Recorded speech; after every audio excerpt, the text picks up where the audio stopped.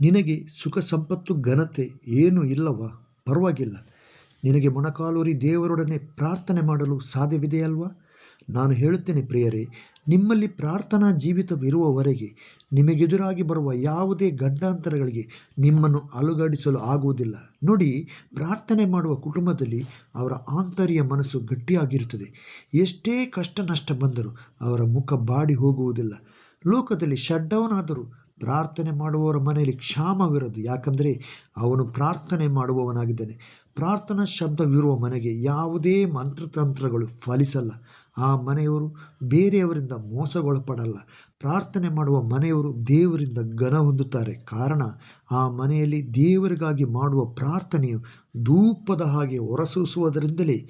ನೀವು ದೇವರ ಹತ್ರ ದೇವರೇ ನನ್ನನ್ನು ಆಶೀರ್ವದಿಸು ಎಂದು ಹೇಳುವುದನ್ನು ಬಿಟ್ಟು ದೇವರೇ ನನ್ನನ್ನು ಪ್ರಾರ್ಥನೆ ಮಾಡುವ ಪ್ರಾರ್ಥನಾ ವೀರನಾಗಿ ಮಾರ್ಪಡಿಸಿ ಎಂದೇಳು.